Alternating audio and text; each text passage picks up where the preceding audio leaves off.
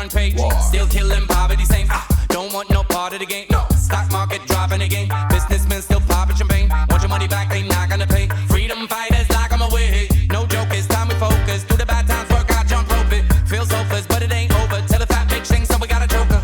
Metaphor, get shit out your system. Never pork, get shit out my kitchen. Vegetables, they all in a mixing. Better chorus, y'all better listen. Look how me big, look how me strong. Some of my hustle live long. Babylon, no animal in me pan. No, me a strictly vegan. No, so we get I hit you up, it fit you up, it fit it, fit it, fit it. To get I hit you up, it fit. Fit it, fit it, fit it. To hit the chart, you got the smart. Smart, smart, smart, smart. To hit the chart, you got the smart. Smart, smart, smart, smart. You pump your brakes, I'm running away. Not to escape, I'm a hungry straight. The people loving the way. Rubber dubbing, numb in the paint. From modern day to the struggle, take my music over from the government. The distance long, resistance strong. Head on with a business on. Push up, sit up, what's up, get up. Lot of things that we gotta give it up. Bust up, live up, bust up. All my people that's not gonna give up. Everything's connected from your mental health to your physical. Eat good, work out, each one teach one simple. Help you get busy, yeah. Look how me big, look how me strong. Some of my hustle live long. In Babylon, no animal in me pan. No, me a strictly vegan. Hei sann YouTube, Mathias her, og I denne videoen så har jeg lyst til å lage og snakke litt om portobello-burger.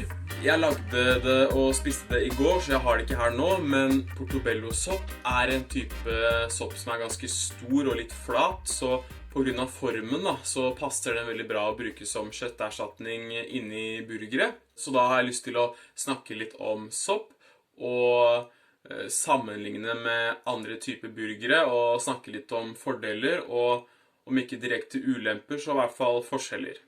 Når vi snakker om kjøtterstatninger så kan det bety to ting.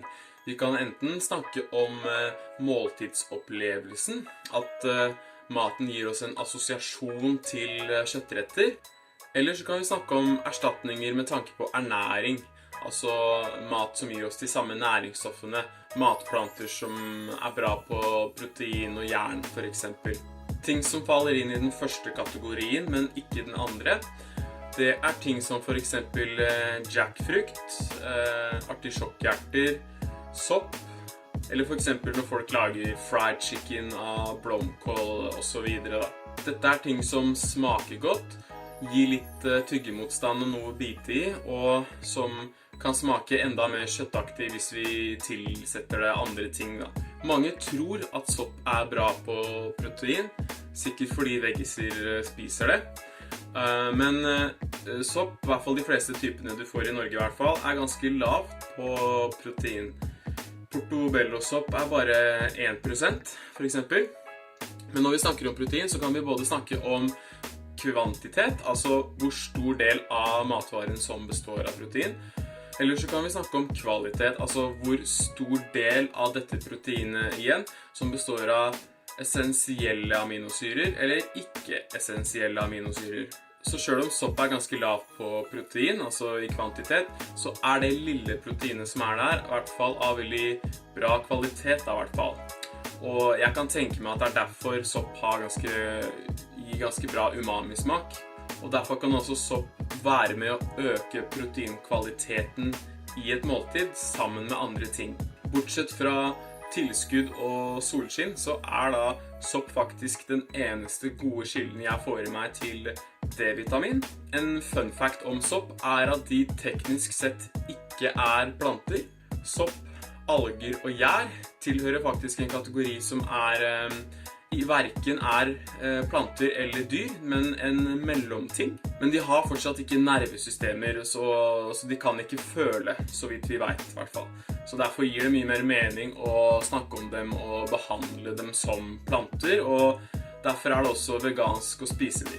Så neste gang du med noen som sier at de spiser helt plantebasert, men du ser at de spiser sopp, eller de sier at de tar algetilskudd for eksempel, da kan du si, aha, bedrager.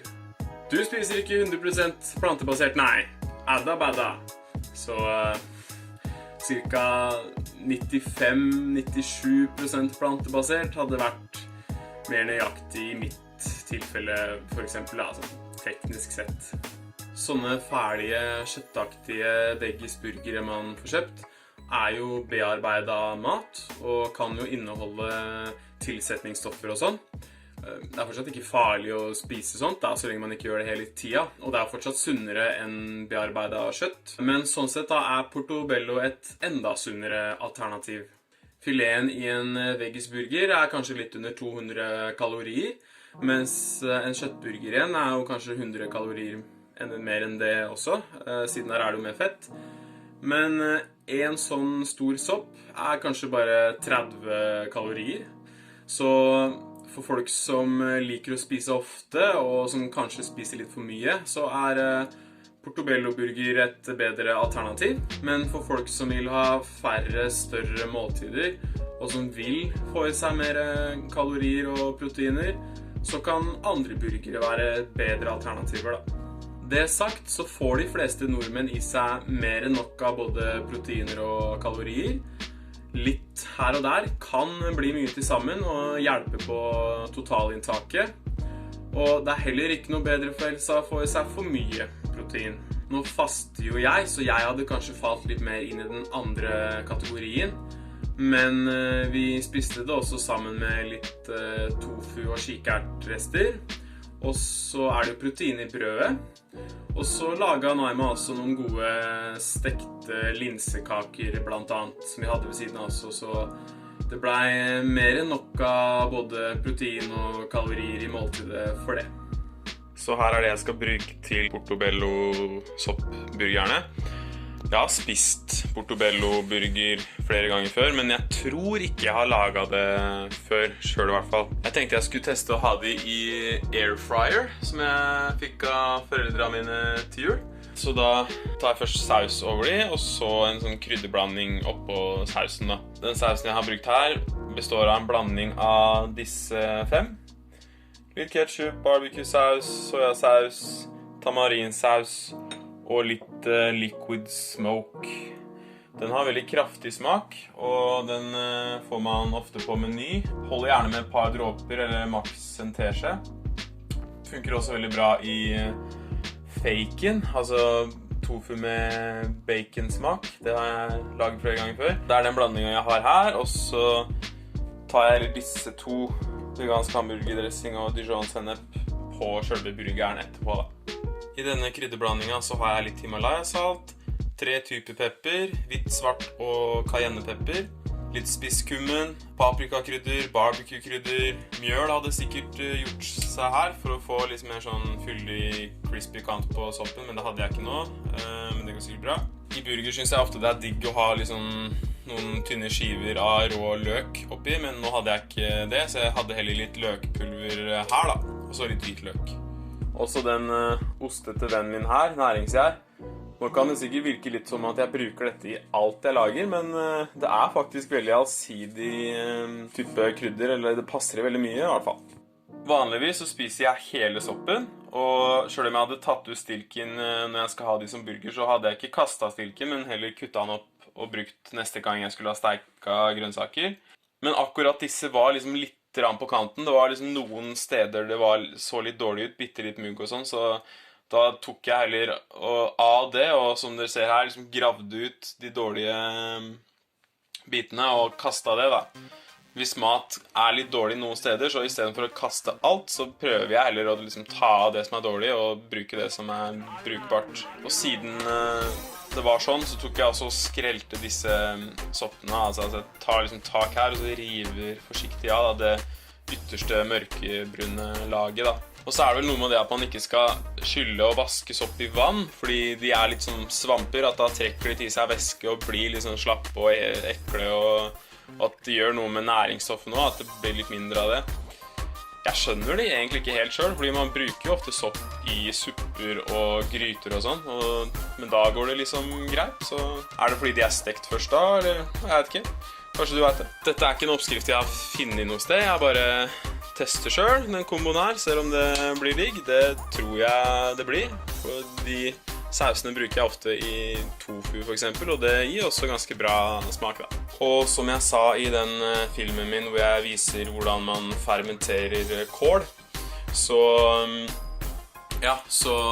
bruker jeg jo noen sånne kålblader som en slags lokk for å holde resten på plass. Og siden det blir sånne runde kållokk av disse beholderne, så synes jeg I hvert fall at de der kållokkene veldig digge å ha på burger. Veldig sur, syrlig og sånn salt smak da. Prøv bare med saus først. Dette ble litt grisete, men det så får det bare være. Jeg har nå disse gropene, så jeg bare har på litt mer saus. Sånn.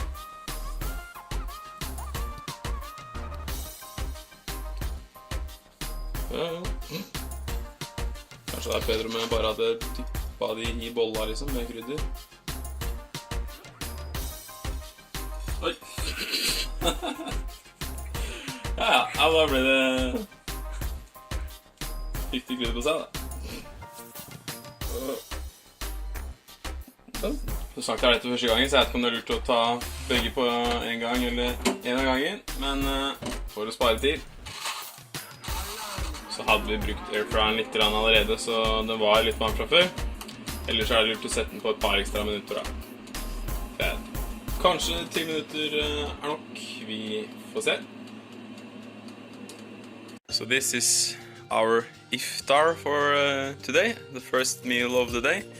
I had to break the fast while we cooked, so I wouldn't pass out. I had some fruit when we were allowed to, because of the time.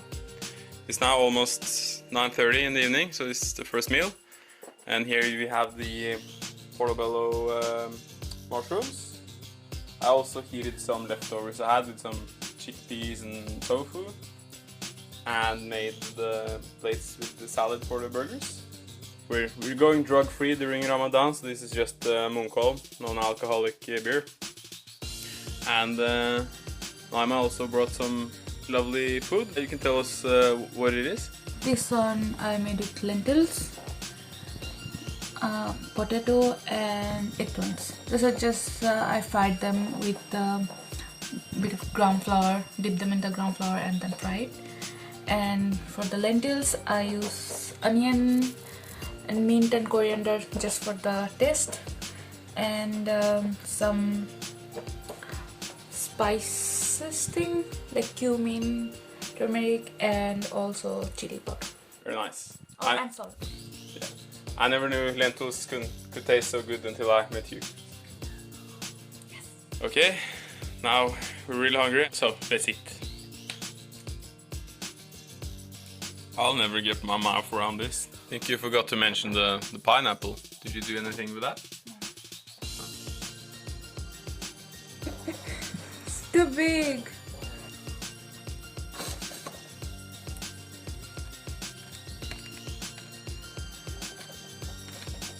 Kjempegodt. Kjempegodt.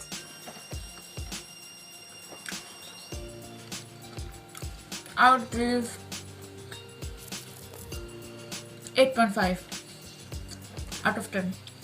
Nice. For the first try, I'm happy with that.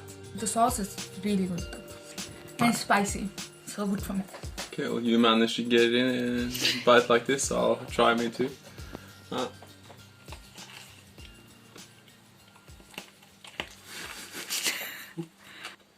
Yeah, not bad, not bad. I think you should have had them a little longer in the air fryer. We had 10 minutes, maybe a couple more minutes, but yeah, it was good.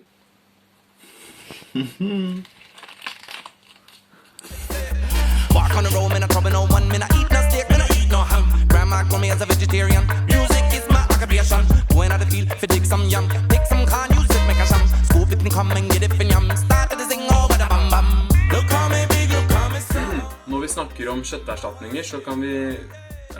Når vi snakker om kjøtterstatninger, så kan vi... Men i helvete, satan. Essensielle aminosyrer. Essensielle... Ja, hallo. Hele den på nytt. Så selv om protein er ganske lavt på kvantitet, så er det